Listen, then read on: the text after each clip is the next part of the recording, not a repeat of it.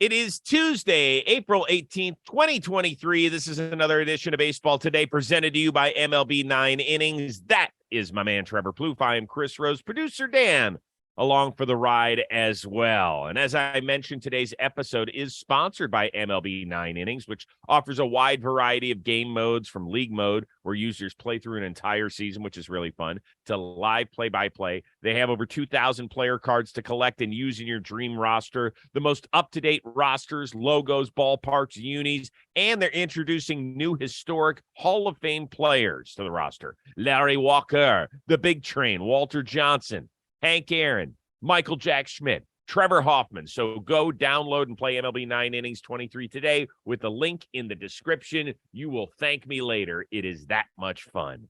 All right, Plouffe, big Tuesday in baseball because we had some nasty weather around the Midwest on Monday. That means we have a couple of double headers, 17 games in all. When you have double headers this early in the season, does it tick you off, or are you still refreshed to the point where you're like, okay, let's play two? I like it. I never minded doubleheaders. I never was the guy that got to sit out. Some guys like the veterans, like the good players, they only play one game of a doubleheader. I don't think I was ever at that point. And plus, I liked it, dude. I felt like there was a chance for you to go get like 5 or 6 knocks in one day and have this like banner of a day. So I always liked it. It's much better, I think, now. Yes, than in like July or August when it's really hot and you've already played like 100 games. Like I think now is definitely the better time to have these doubleheaders. And you know what? They have to do it more now because because of the new schedule, you even see your division rivals a lot less. You only make 2 trips to a city instead of 3. So there's a lot less time to schedule these doubleheaders, and you don't want to save them for September, even, when we have a little bit of roster expansion and stuff like that that's going on.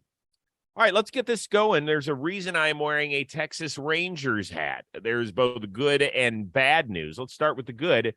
Jacob deGrom, 4 no-hit innings in his start against the Kansas City Royals on Monday night. The bad, he was done after 58 pitches. He had a wrist issue, precautionary removal for him, but yet another chapter in the injury of Jacob deGrom. Can Rangers fans ever really feel comfortable with him taking the mound and having a 5-year contract?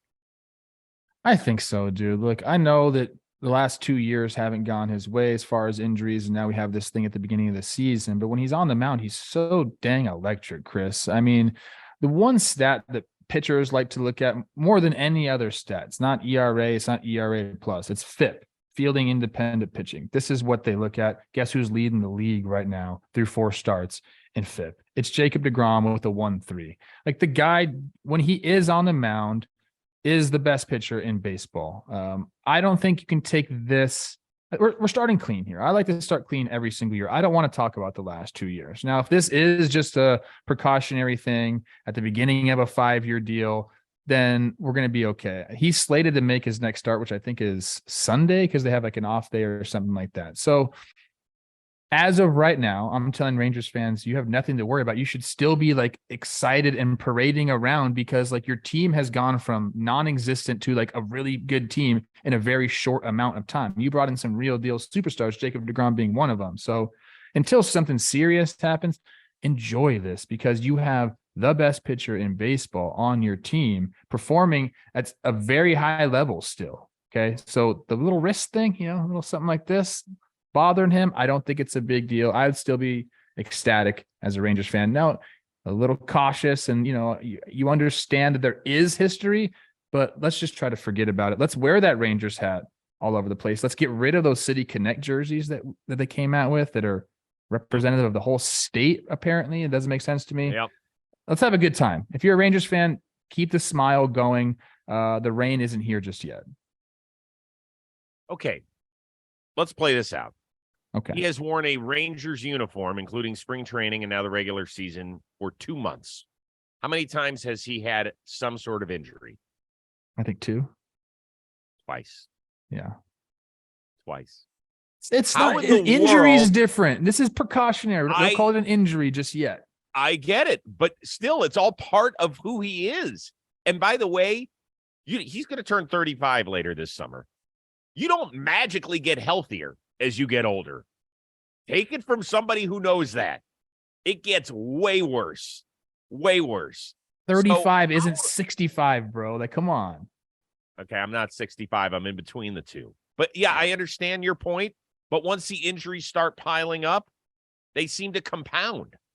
And so how in the world could you sit there? I'm not upset at the signing. If you're the Rangers, you had to do it. You had to do it, especially with the playoff drought that you've gone through, which I believe is now 7 years. But I was at Brady's game last night, and a good friend of mine is a huge Mets fan, Lowell. And I said, do you want the good news or the bad news about deGrom? And I told him, and he goes, man, I love Jacob deGrom. Love him.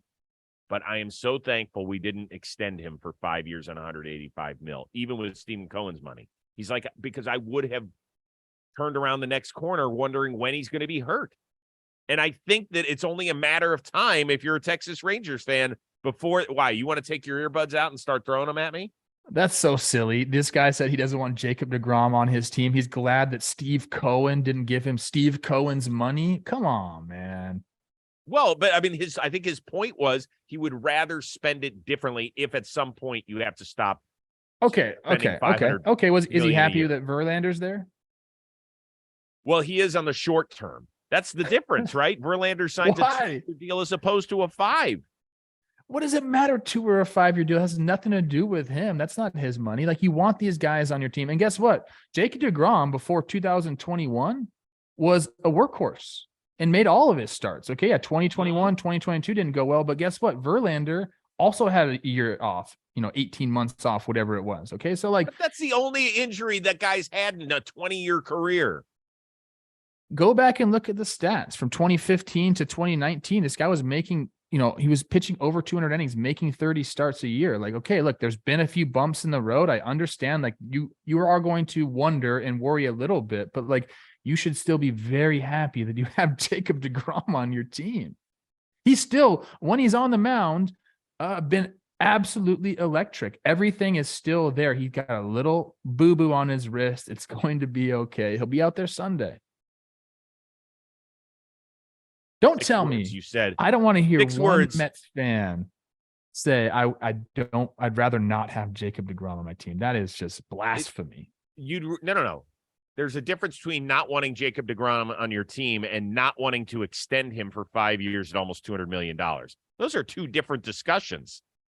I mean, what does it matter? Money is not an object in New York right now. But it will be an object at some point when they're going to have to cut back if they have to.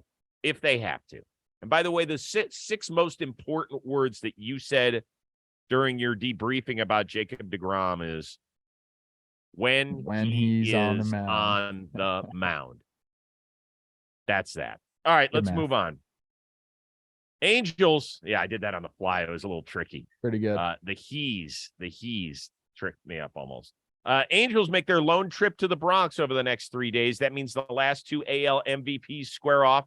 Do you feel a little shortchanged since Shohei will not be on the mound to square off against Aaron Judge?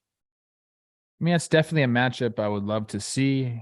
2 absolute titans going at it. There's actually another matchup that I'm also not happy that's not happening. It's Garrett Cole versus Shohei Ohtani. Garrett Cole pitched on Sunday, so he's not going to be in this series. I was kind of looking at what are the stats as who's owned who here. Has Cole owned Shohei? Has Shohei owned Cole? It's kind of more on the Cole side, to be honest. He has 20 at-bats against him, only 4 hits, a double and a homer are his only extra base hits. Comes out to a 638 OPS. So Cole kind of has the upper hand here, but we are going to get to see Shohei in the Bronx in that short porch and right. I got to imagine, first of all, that place is going to be packed because anytime that Shohei comes into town, it seems like these venues just pile up. And then especially like in the right field bleachers, how far can this guy hit a ball? I am going to go out there and say, yes, we want him to be pitching. That would be great.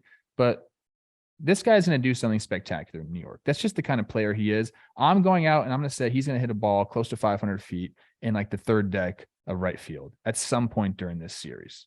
So I know he's not pitching and I would like to see that, but I'm also just very excited because I think he lives for these big moments now. When you don't have a lot to like play for on a consistent basis, which he has not had in Anaheim, don't get mad at me, Angels fans. When you go into freaking New York and you want to show out against the Yankees, I think he's going to do something incredible with the bat. I hope so, but to answer the question, yeah, I'm bummed, pissed off. It sucks, especially since he only got 2 innings in during the rain-shortened Marathon Day, Patriots Day game at Boston. That stunk. Oh, you know what? Let's get him in there just like he did in the WBC.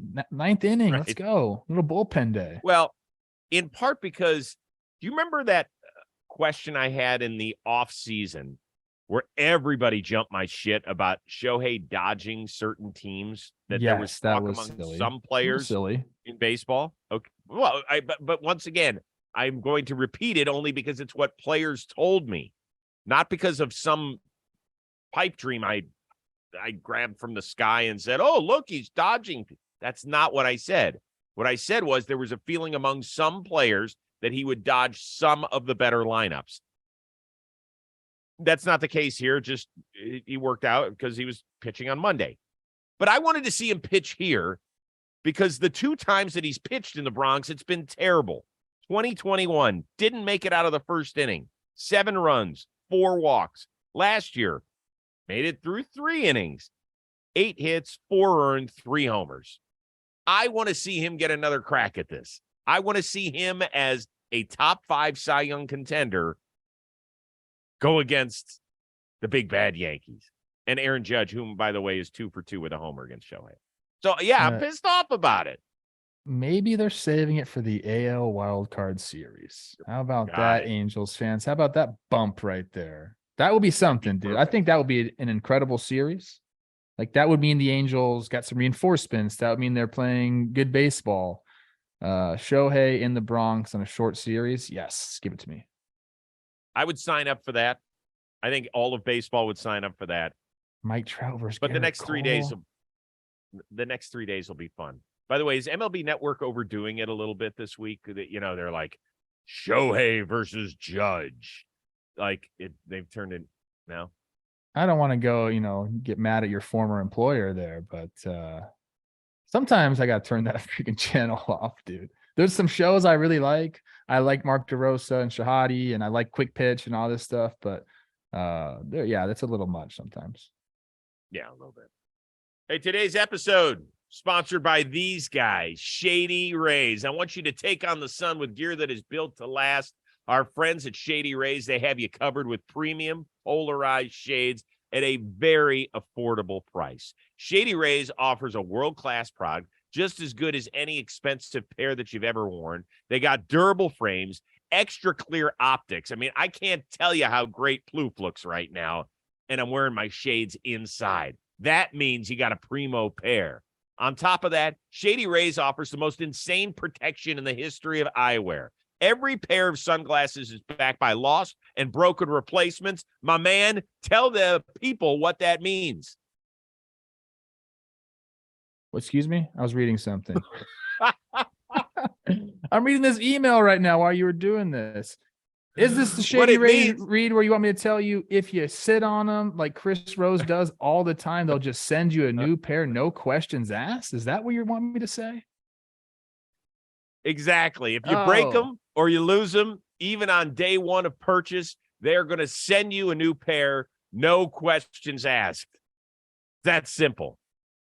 And exclusively for our listeners, Shady Rays is giving out their best deal of the season. Head on over to shadyrays.com. Use the code today for 50% off 2+ pair of polarized sunglasses. Plus, you get the ultimate protection. Let's go. ShadyRays.com. We'll see you. How does this company stay in business? 50% off using our code. Free sunglasses if you lose them or break. I'm like, this is the most incredible company that's ever existed in the history of mankind. Screw Amazon and the 2-day shipping. Shady Rays for life. Don't try and kiss ass now that you weren't listening to me earlier. No, listen, I got an email from I have my computer up here, obviously, and I got an email from one of my parents on my youth team asking if we can have the kids do a video for Tommy John. What am I missing here?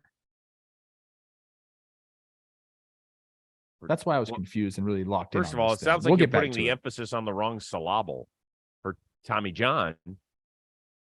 for Well, I don't think it's like John? Tommy John, like surgery. These are 7 and 8-year-old kids. I have no idea what's happening. That's why I was so confused. I'm sorry. Okay, that's okay. Feel free to pay attention to what we're doing here if you want. 17 games today because of a pair of doubleheaders. You can only focus on one starting pitcher. Who is it?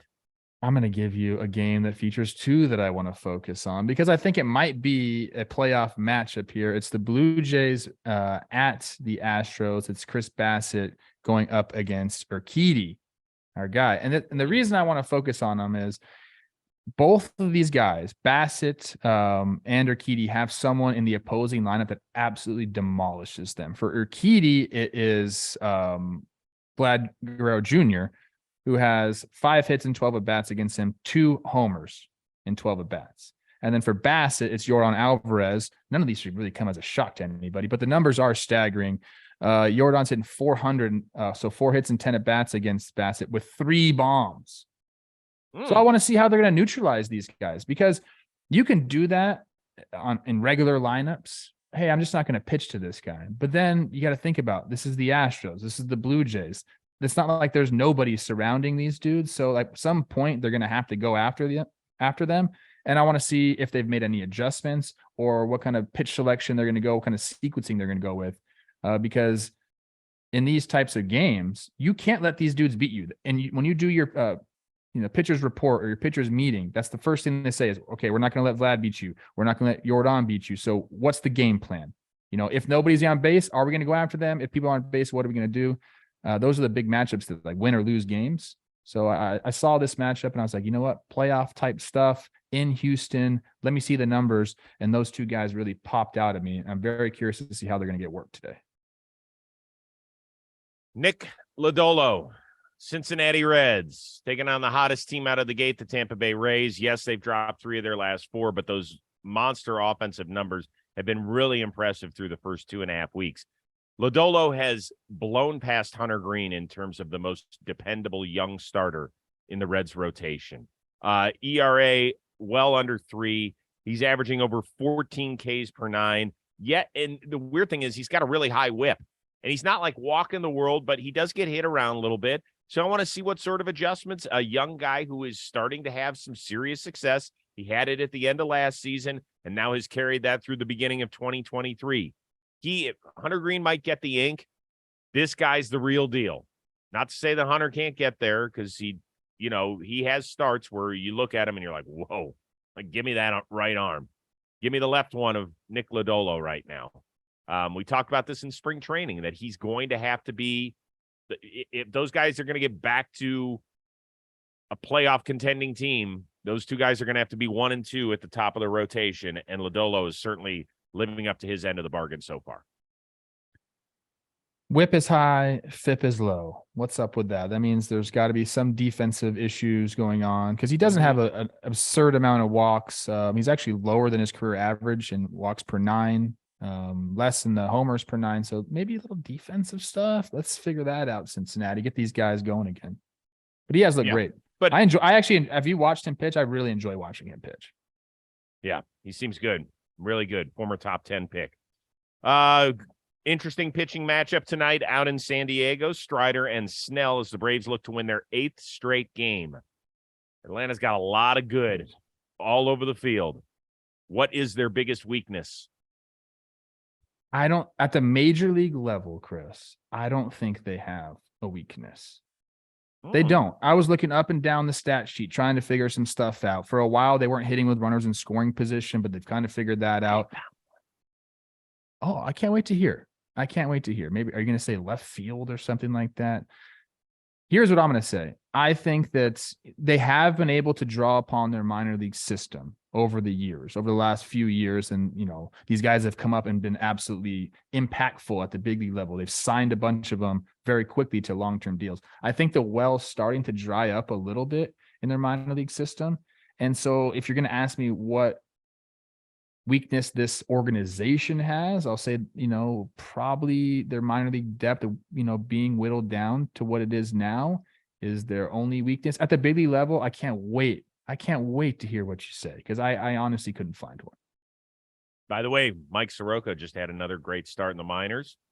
Sounds like he's getting close. We wish him Okay. luck because it has been a bumpy injury-plagued journey the last few years. You did mention, kind of snidely, you're probably going to say like left field or something. So I'm going to say left field. That's been a problem for them, right? They're paying Osuna and Rosario combined $27 million, and neither of them were playing left field last night. It was Kevin Pillar. Osuna just got his 4th knock of the season last night in a DH role.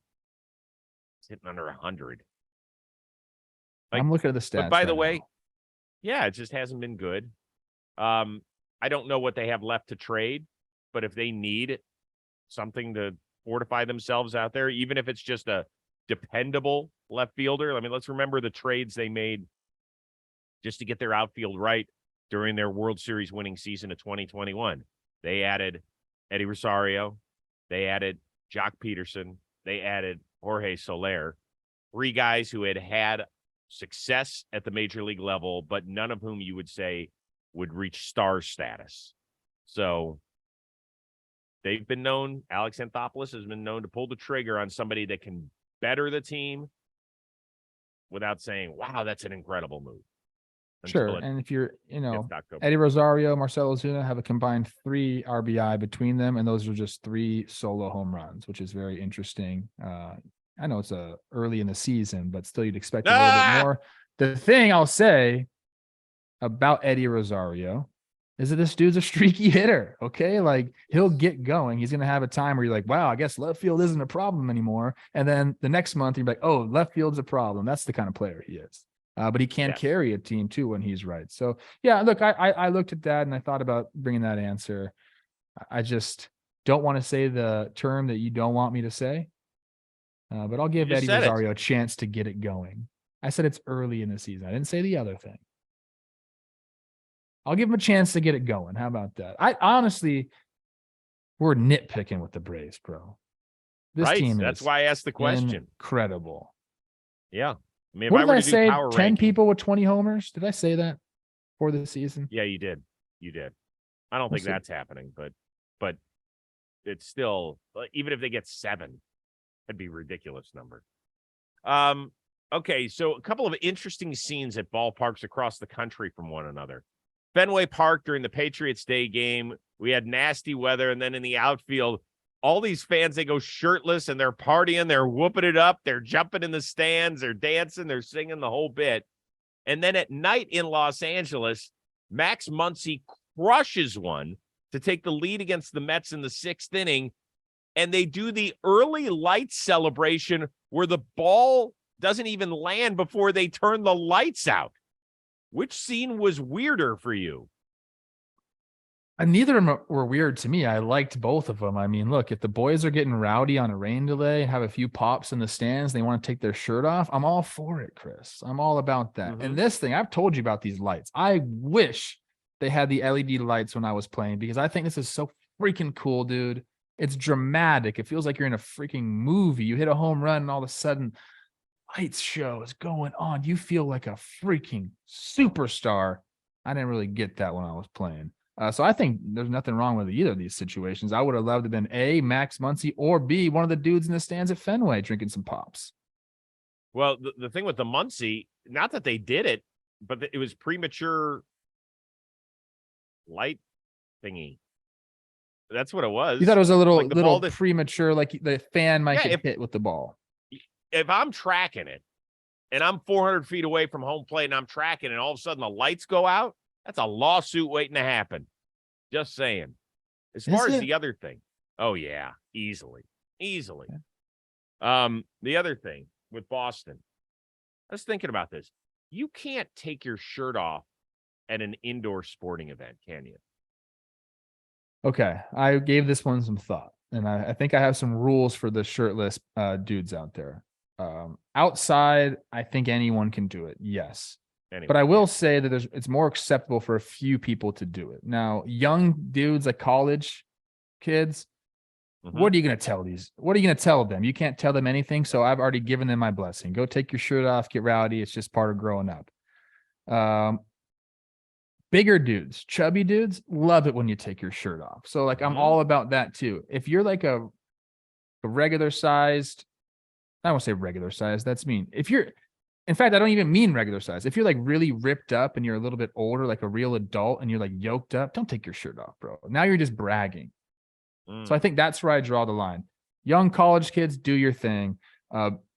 Big daddies, take that shirt off and jiggle all around, do your thing. But if you're yoked up and you're just trying to like impress people, get out of here, bro. Like keep it on. Like if you want, go tank top, but don't go full shirtless.